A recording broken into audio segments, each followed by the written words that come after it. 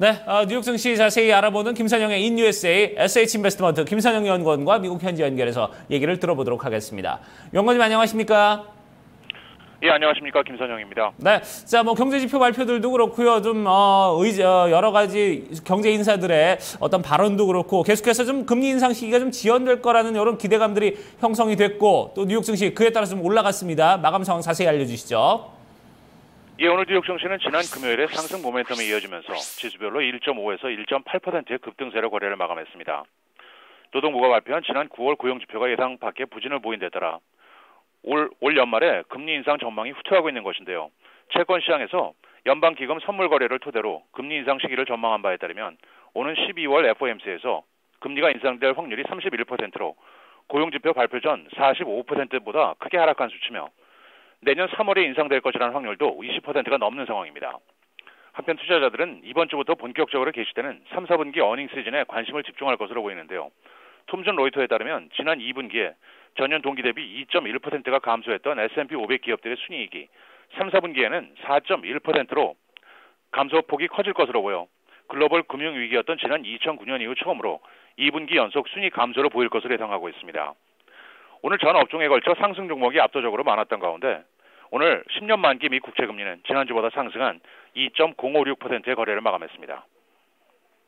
자, 이렇게 증시 마감 상황 좀 살펴봤고요. 이슈와 좀 특징 종목들도 좀 살펴보도록 하겠습니다. 월드뱅크가 또 아시아 태평양 국가들 올해와 내년도 이 GDP 성장률 다시 하향 조정을 했다고요? 예, 그렇습니다. 세계은행 월드뱅크가 한국과 일본을 제외한 중국 등 아시아 태평양 지역 14개 신흥국들의 GDP 성장 전망을 하향 조정했습니다. 월드뱅크 측은 올해는 기존의 6.7에서 6.5%로 내년도는 6.7에서 6.4%로 각각 하향 조정했는데요. 중국의 성장 둔화와 미국의 기준금리 인상 전망이 이들 국가들의 성장세를 가로막을 것이라면서 선진국들의 경기 확장이 느리게 진행되고 있는 데 따라 세계 교역 증가율이 금융위기 이래 최저 수준에 머물고 있고 자원 수출국들의 경기 둔화가 심해지고 있다고 지적하면서 특히 중국의 GDP 성장률은 올해 6.9%로 전망하고 있는데요. 이것은 지난 4월에 내놓았던 전망치였던 7.1%에서 0.2%포인트가 하락된 수치며 내년과 2017년 성장률도 각각 6.7%와 6.5%를 기록할 것으로 내다보고 있습니다. 오늘 특징 종목들입니다. 행동주의 투자자인 넬슨 펠스가 이끄는 헤지펀드 트리안이 최근 25억 달러를 투자해 1%의 지분을 매입했다고 공시한 데 따라 제너럴 일렉트릭의 주가가 오늘 5.3% 급등하면서 다우지수의 상승을 견인했습니다. 필라델피아 소재의 소형 바이오 업체 스파크 테러퓨틱스는 개발 중인 안약이 임상 실험에서 예상보다 높은 효능을 보였다는 뉴스에 20%의 폭등세를 보였고 증권사 제프리스가 투자 의견을 비중 확대해서 중립으로 낮춘 데 따라 인터넷 보안업체 파이어아이는 3.6%의 하락세로 거래를 마감했습니다.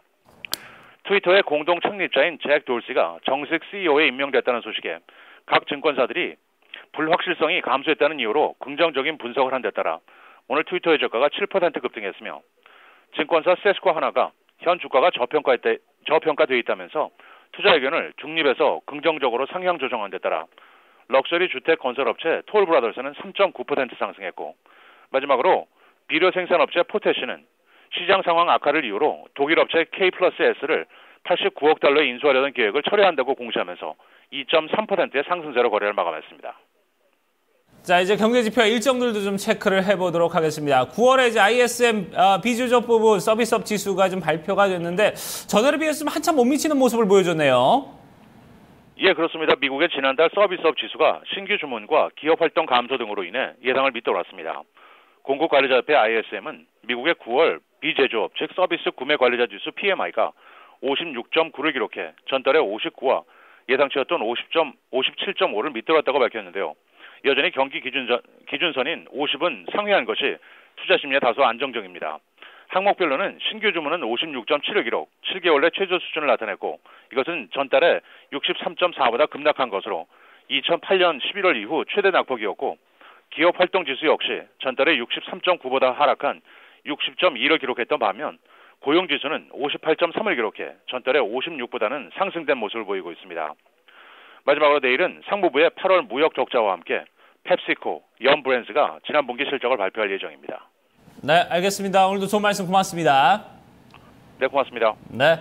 자, 이렇게 뉴욕 증시 마감 상황 살펴봤고요. 얘기해서 좀 들었다시피 계속해서 이제 이번 주부터 기업들의 실적 발표가 이어지고 있습니다. 이 실적 시즌에 또 어떤 주가 흐름에 반영이 좀 이루어질지 이런 부분도 좀 꼼꼼히 체크를 하셔야 되지 않을까 하는 생각이 드네요. 자, 앞서 말씀드린 것처럼 3대 지수 모두 다 상승세로 마감이 됐습니다. 자, 그렇다면 지수별로 좀 흐름이 어떻게 흘러갔는지 자세히 알아보도록 하고요. 또 지수에 영향을 미쳤던 외신 소식도 함께 알아보도록 하겠습니다. 자, 이제 시황센터로 넘어갑니다. 어이제 앵커 우성문 기자 두 분 전해주시죠.